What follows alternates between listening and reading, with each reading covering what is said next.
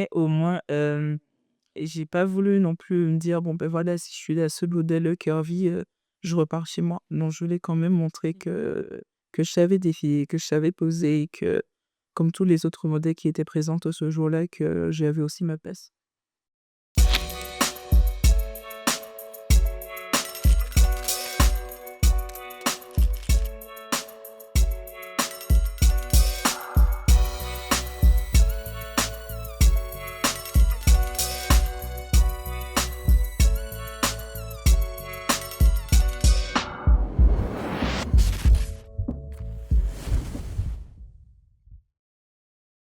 Bonjour et bienvenue dans ce nouvel épisode de Beauty Talk. Je suis en compagnie de Milanda.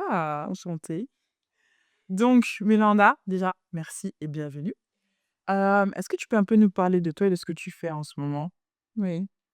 Alors, moi, c'est Milanda, je suis originaire de la Martinique.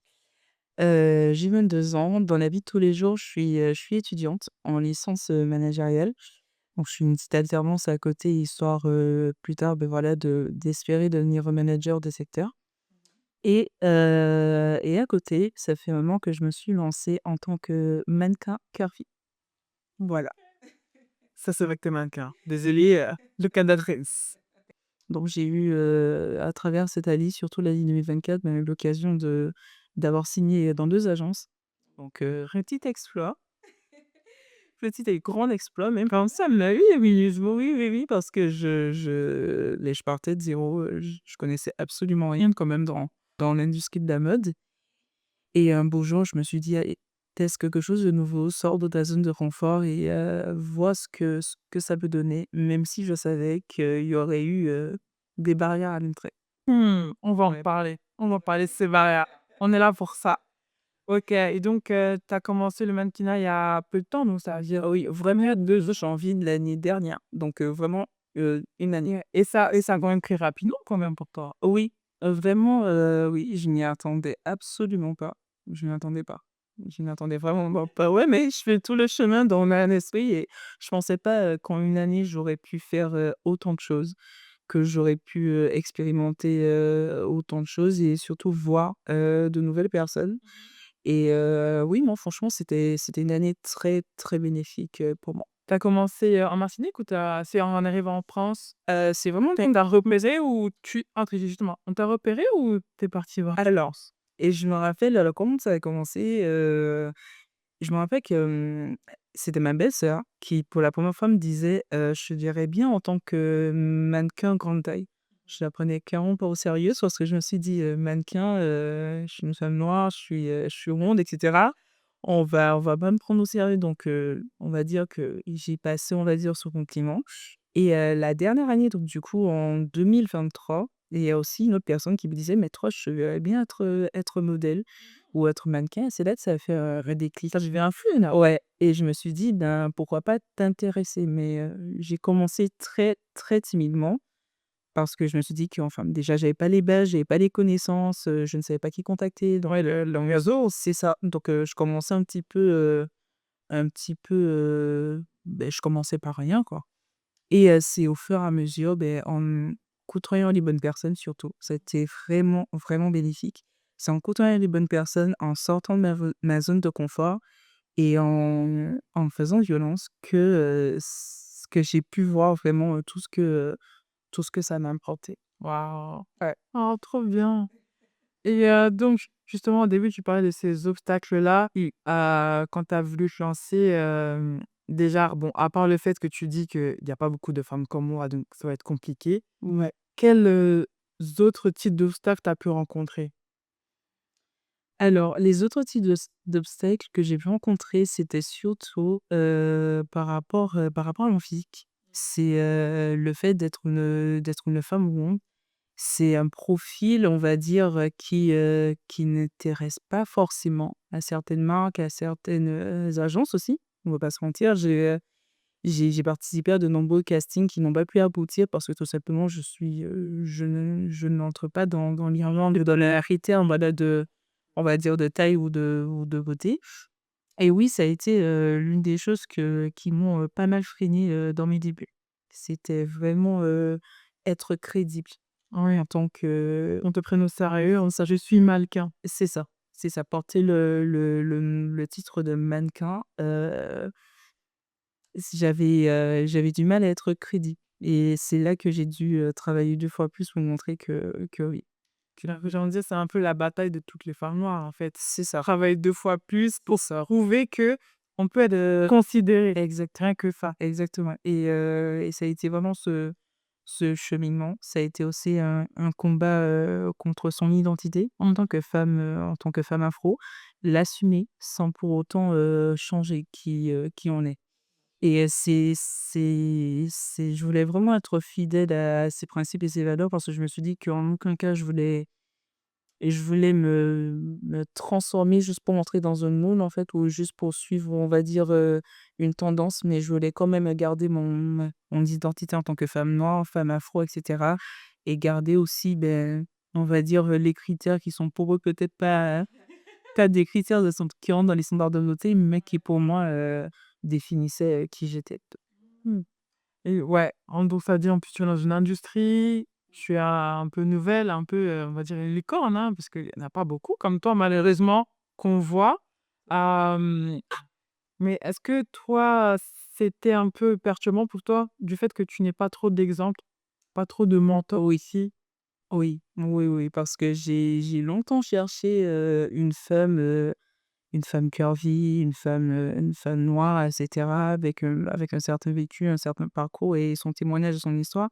J'ai longtemps cherché cette femme, on va dire, en France parce que forcément à l'extérieur, ces femmes, elles existent.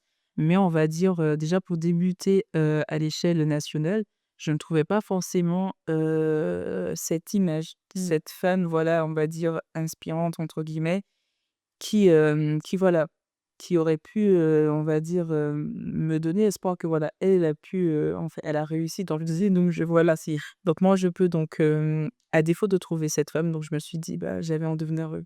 Tout simplement, ouais, donc tu es devenu l'exemple et tu aurais aimé avoir. C'est ça. Si joliment dit. Je sais, ça peut faire le titre d'un livre, hein, si tu veux écrire.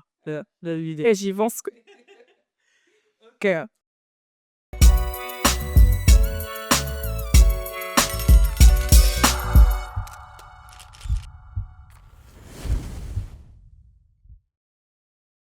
Maintenant, comme tu es aussi assez présente sur les réseaux sociaux, créer de contenu, allez la suivre, allez voir un peu ce qu'elle fait. Très belle. Est-ce que, ça t'est déjà arrivé de réagir, face à des, critiques ou des préjugés, des fois qu'on peut avoir sur, les femmes noires curvy sur internet? Parce que ça arrive souvent malheureusement. alors, jusqu'à aujourd'hui, non, c'est pas encore arrivé, mais c'est vrai que, c'était l'une des choses qui me faisait peur quand je me suis lancée parce que on va dire, au début, mes réseaux sociaux, c'était voilà, un réseau assez perso, donc je me montrais pas, c'était un compte fermé, mais je savais aussi que si je me lançais, dans ce milieu, il fallait aussi accepter la critique et que ça allait faire partie, pardon, de tout processus et j'en ai pas eu, mais on va dire que mentalement, je suis armée pour y faire face. Et elle est prête. Tu vois ce qui arrive, elle est prête. Ouais, non, sur les réseaux sociaux, c'est jamais encore arrivé. J.K. a encore, on va dire, été assez boosté sur les réseaux, mais pour l'instant, c'est pas Mmh. encore arrivé. Mais du coup, est-ce que ça t'est arrivé, par exemple, lors d'un casting, quelque chose comme ça? Oui, ça oui. Ah ouais, bah, en plus, donc ça rendrait Ouais, ouais, donc ça, c'est fier. Ouais, je me rappelle que j'avais fait un casting, c'était pour un défilé, pour une marque ou je crois un créateur africain et déjà, je suis surprise de voir que quand j'arrive, lors du casting, que je suis la seule curvy. Donc déjà, je me dis: «Ouais, si tu sauves je pas. suis la seule curvy». Oui, forcément, il y avait différentes communautés et cetera, mais je suis arrivée, je me suis dit enfin, je suis retournée quand même sur, le casting, me disant: «Est-ce qu'il y avait peut-être manqué quelque part?» mais que non et pourtant c'était un casting, ouvert à tous et forcément, bah, lors de mon passage, j'ai vu les regards des modèles parce qu'ils étaient quand même très nombreux et j'ai vu, ce regard de jugement qui clairement se dit: «Mais elle fait quoi celle-là? Elle fait quoi ici celle-là?» donc c'était, c'était perturbant Je me rappelle surtout que quand j'ai défilé, je me suis dit que je fermais ce périmètre, ce champ de vision et tout, donc je voulais pas avoir, l'œil, vraiment porté sur ces personnes, mais uniquement focalisé sur, ce que j'avais à faire et montrer qui j'étais. Bon, forcément, j'ai pas été recontactée après, c'est pas grave, mais au moins, j'ai pas voulu non plus me dire: «Bon, ben, voilà, si je suis la seule modèle curvy, je repars chez moi». Non, je voulais quand même montrer que je savais défiler, que je savais poser et que, comme tous les autres modèles qui étaient présentes ce jour-là, que j'avais aussi ma place. Et le voilà. Waouh, quelle leçon de vie, entendu. Faut y aller, même si on veut pas. Il y a pas. En fait, on crée sa place. C'est ça, En fait, c'est vraiment, je pense, c'est le message vraiment qu'on va revenir, c'est faut créer sa place. c'est ça. Est-ce que toi, tu as une marque, t'aimerais vraiment travailler avec eux? Alors, une marque de rêve, la marque que récemment j'ai mis, dans mon vision board, c'est la marque quand même Fenty, Fenty Beauty. Ouais, ouais, vraiment, Franchement, tu peux. Ouais, ils ont entendu. C'est un petit quelqu'un qui passe par là du bureau. Hello, Fancy. ouais, parce que cette marque, beh, justement, elle ouvre la porte justement à tout type de la diversité. Ouais, la diversité, elle est vraie, enfin, elle existe vraiment, chez la marque de Rihanna, donc je me suis dit: «Pourquoi pas un jour, grâce au travail et grâce, voilà, à tout ce que je suis voilà, prête à entreprendre et créer, que pourquoi pas, travailler ou collaborer avec cette marque». Mais oui, c'est elle que je mettrais, en tout cas dans la partie cosmétique, c'est elle que je mettrais en tête de liste. Ok, j'aimais que tu parles de diversité. Et moi, j'avais créé un article sur ça il n'y a pas si longtemps. C'est du fait que la diversité, pour moi, est devenue un peu performative par certaines marques qui se disent ouvertes à tout type de beauté, tout type de femme, tout type d'âge, d'ethnicité. Mais ça se retranscrit pas dans les campagnes publicitaires. Il y a vraiment un grand décalage parce que je pense que c'était peut-être à l'époque du Covid et tout, on est tous ensemble, tous unis. Mais dès que bon, l'essoufflement Fenty Beauty, parce qu'elle est arrivée avec quand même en tapant fort, dès que son essoufflement est parti, et ben alors là, on retourne sur la chose qu'on a toujours vue, C'est ça. même titre. C'est ça, et c'est ce que je constate beaucoup, aujourd'hui avec quand même, mes agences. Aujourd'hui, voilà, ce sont des agences qui prennent différentes, on va dire, différents profils et cetera pour justement rentrer dans ces principes de diversité. Mais en réalité, quand tu vois, les profils, qui sont, heu, très souvent bookés ou contactés, c'est les profils, standards, qu'on a toujours connus, et c'est dommage parce que on va dire que c'est à double tran enfin, c'est contradictoire, j'ai envie de dire. Ouais, De dire que voilà, on prône la diversité, des modèles, mais qu'en réalité, et c'est pas ce qui est fait dans la réalité, et c'est justement, ce que je cherche à défendre. C'est que tout type de profil, tout type de femme et cetera, qu'elles ont leur importance, pardon, dans n'importe quelle vision. Donc voilà. c'est tout. Et t'as la raison. Voilà. En tout cas, et j'espère vraiment qu'on se verra bientôt sur les affiches publicitaires. Soirée ici, j'espère. Et je travaille même pour on dit que même chez Sephora, tu vois, milieu. Ouais, Ça. voilà, mais j'espère. Je vais travailler là. Ok. Bah alors, en tout cas, merci beaucoup pour cette belle entrevue. Merci pour tout ça.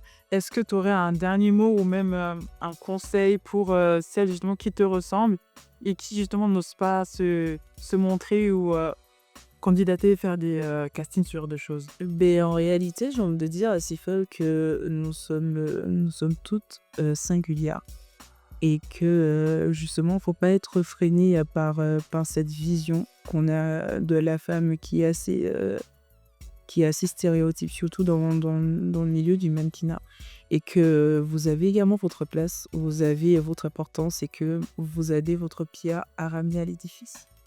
Donc voilà, c'est ce conseil que je m'ai dit. Milanda philosophe. En tout cas, merci beaucoup. Et vous pouvez aller voir Milanda sur son Instagram. Vous allez voir le portfolio. C'est quelqu'un. Voilà. Et on se dit à très bientôt pour un prochain épisode. Merci, hello.